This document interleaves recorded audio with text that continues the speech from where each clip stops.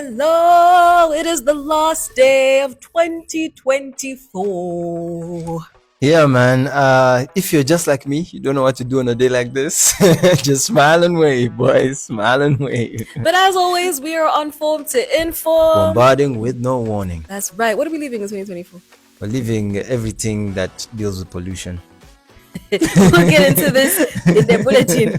Chandike.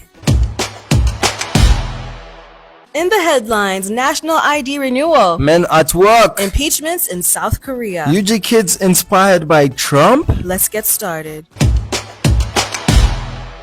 So NERA is about to begin a mass renewal of national IDs as the first batch issued in 2014-2015. Some have already hit their expiry dates and others are nearing their expiry dates in 2025.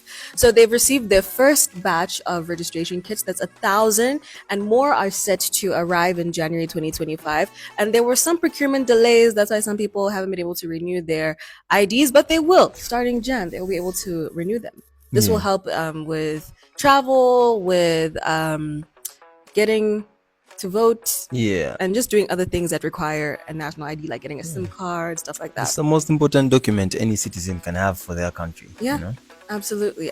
So guys, please start the new year with a fresh ID if it has expired.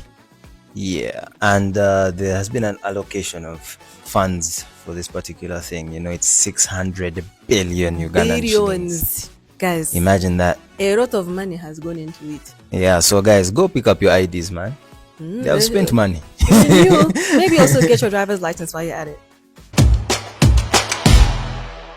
The Ministry of Works and Transport announced a 6-month maintenance that's going to be done on the Northern Bypass. Now the Northern Bypass is basically there to reduce the congestion in Kampala roads, and now they are saying that there are going to be some diversions on that particular road, and it's going to be by police and by engineers. So they're urging everybody to use the other roads, use the inside roads to get to where you're going.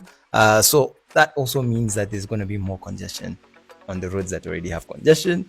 And this is terrible news for someone like me who uses the Northern Bypass every single day. I mean, it's great that they are going to do some maintenance. Maintain it. Yeah. But, I don't know. When you look at other roads, I don't think they should maintain what has already been maintained.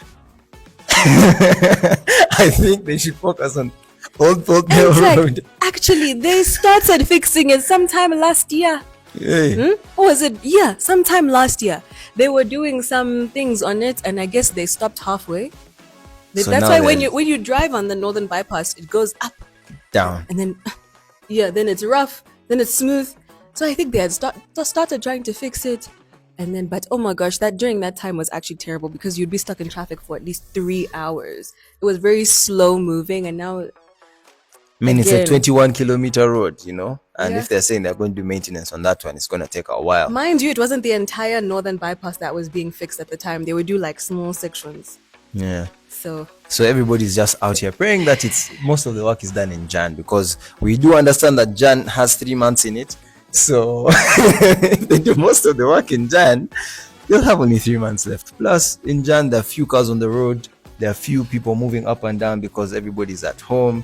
Kids they're not back at school yet. But around Feb, around Valentine's Day, it's gonna be hectic. It's gonna be a mad one. Yeah. So guys, learn some diversion. Google Maps is your best friend, guys. Hey. South Korea is facing a political crisis after we've seen the impeachment of not one but 2 presidents in less than a month. Yeah, man, it's a festive season for those guys because you're on your 3rd president. They are serving out impeachment. 3rd president is crazy. Like they're giving out cake, bro. What do you mean? So President Yoon Suk-yeol was impeached because he declared martial law and deployed troops to the National Assembly. And obviously this is still being investigated by the constitutional courts, but they voted and they said he must go. Then in his place, they brought Vice President Han Duck-soo. Now this one was impeached because he refused to go to a bipartisan appointment at the Constitutional Court. Now what this is basically the coming together of 2 parties that don't typically see eye to eye. So he said, I won't go. And then they said, you go. If you want to go, you will go. Then enter the deputy prime minister. Yeah. They have hectic names. I was waiting for the name now. I was like, Choi Sang Mok. Choi Sang Mok. Choi Sang Mok.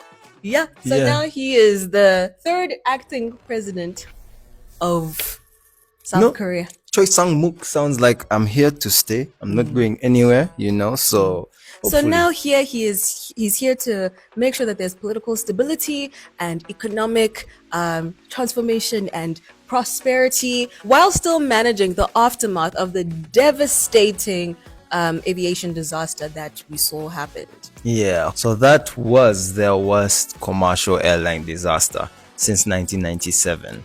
Yeah. And it's really sad. And hopefully that we just really hope that this president gets to take them to that point where these impeachments are going to stop and we can see them have a stable economy, stable political, situation. And Yeah, so the Constitutional Court is going to determine the next steps in terms of governance and elections, and we will keep you posted as things unfold. The US President-elect Donald J. Trump continues to gather attention around the globe, right? And we have seen him have a lot of influence in the world. And here in Uganda, we have kids, children that came together and put up a creative masterpiece of what happened to him in one of his rallies, where this year we saw him almost, get assassinated. And some people said dodge the bullet, what. But yeah, he managed to survive a minor injury, right? And the kids used the original audio of what happened at the rally to reenact, a skit, and it has gone viral on the internet, and we even have Donald Trump's son, Donald Trump Jr., going and calling it an amazing piece. He went and said, this is amazing on the platform X. So we love to see things like this happening, especially from Ugandan creatives. Take a look. I want to really see something that said, take a look at what happened.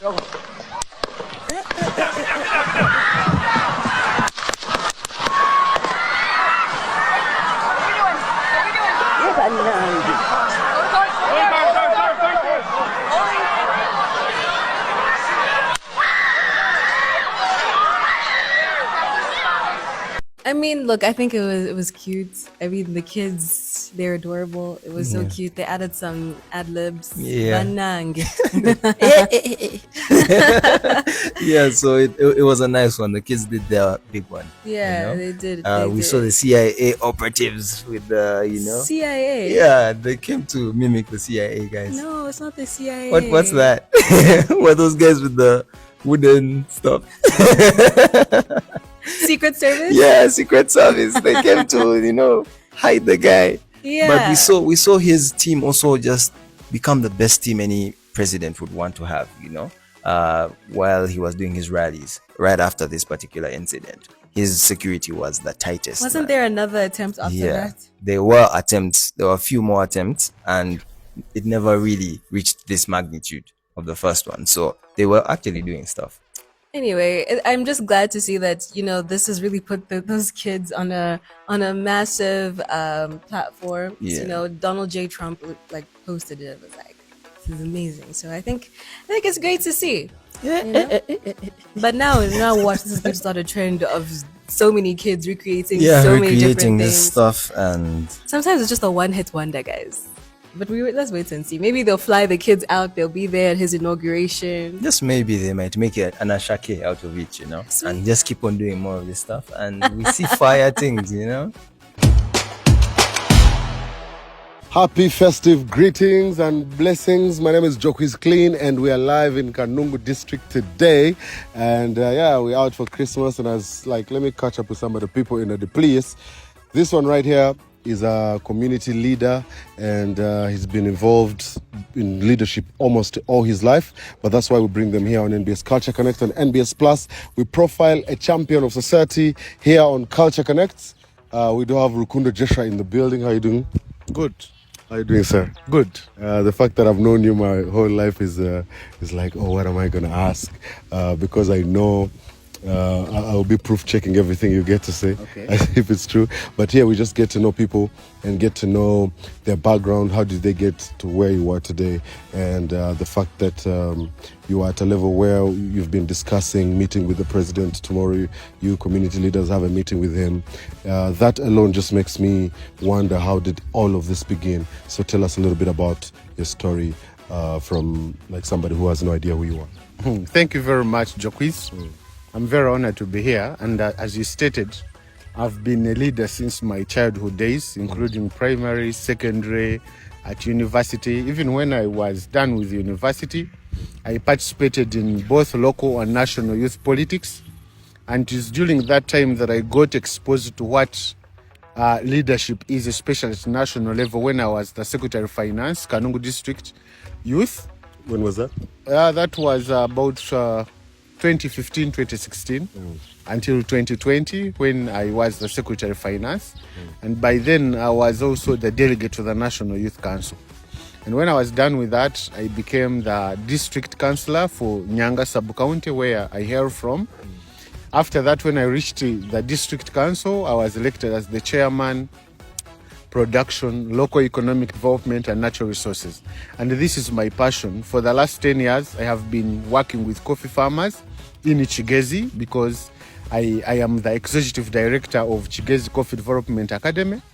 And I have been mobilizing farmers, especially coffee, but I also mobilized rice farmers. So I have been there at the local economic development. And I think that brings no doubt as to why the district councillors of Kanungu entrusted me with 2 terms to serve as the chairman production.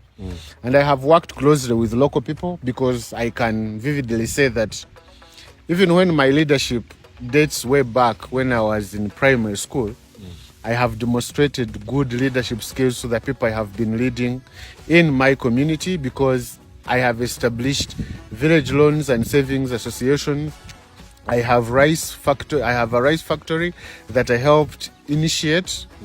And all these have very many farmers. But I also participated and actually led a team that brought the first community-owned tractor that plows gardens. So I have been there and I am still there. So I believe that my leadership skills on the table is a very important component for the young people of this country, for the new leadership of this country, because as the president always said, Bazukuru, we are his grandchildren.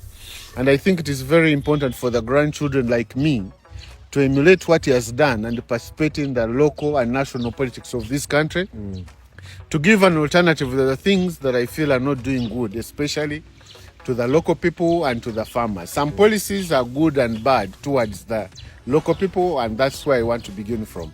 And as you asked, tomorrow we are hosting the international community of the Banyachigezi. The president is expected to grace the occasion, and we are proud to receive him. And as part of the local leaders of this district, I am very confident that I must be there, and I have been part of the production activities, local economic activities, and it is my pride to see us host the president before the year ends, and he's even coming again next month if all goes well. So meeting the president as the international community of Banyachigezi and being hosted in Kanungu is a very good inspiration. Us seeing the likes of Amama Mbabazi, Rugunda, these are emeritus prime ministers that have served this country diligently. And as young people, I see the reason why we should actually follow in the footsteps. And Are they all going to be here? yes, they're all going to be here. And I would be very proud when I become the Prime Minister of Uganda after them, because they have served us well. We are proud of them. We want to emulate them, and we have to be there. All right. What is, when you're talking about these farming projects that you have going around, what is the capacity, for example, with the coffee project or the rice project? How many people are we talking about? How many communities are we talking about? What, if you were to scale, what would you say is the amount of people that you work with right now? Yeah, at times I'm amused about people who don't understand the statistics of Kanungu. But Kanungu has about 62 coffee hallers. That means we have very many farmers. Almost every house has a coffee tree. And that means every house